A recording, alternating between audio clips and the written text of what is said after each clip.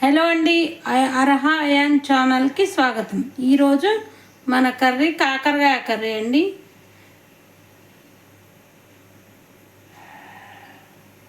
కాకరకాయ కొంచెం నూనె ఎక్కువ పెట్టిద్ది. నూనె వేడెక్కాక 2 ఎండుమిర్చి, ఒక ఉల్లిగడ్డ వేసుకోవాలండి. ఒక 1/2 స్పూన్ తాలింపు గింజలు, అనగా తరిగిన కాకరకాయ ముక్కలండి ఈ నూనెలో వేసుకోవాలి. 1 స్పూన్ పసుపు,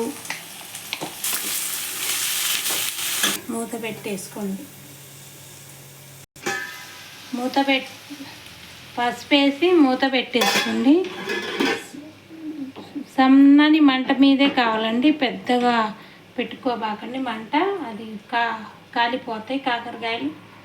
ఇట్లే సన్న మంట మీద చిన్నగా ఉడకనివ్వండి. స్పూన్ ఉప్పు వేసుకోవాలా.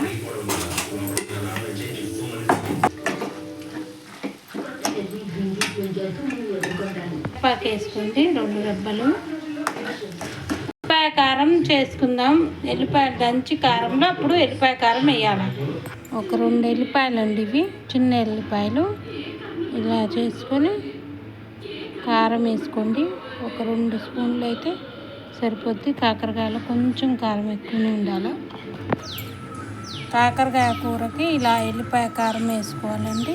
ఇలా ఎల్లిపాయలను దంచుకోవాలా. కాకరకాయ కర్రీలో ఎల్లిపాయ దంచి ఎల్లిపాయ కారం వేసుకోవాలండి, అప్పుడే టేస్ట్ బాగా వస్తుంది. ఎల్లిపాయ కారం దంచుకోవాలా. ఎల్లిపాయ పైన 1 స్పూన్ జీలకర్ర అండి. కర్రీ మొత్తం అయిపోయింది.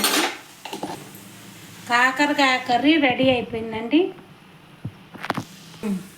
అర్హా అయాన్ ఛానల్కి లైక్ చేయండి, షేర్ చేయండి ప్లీజ్.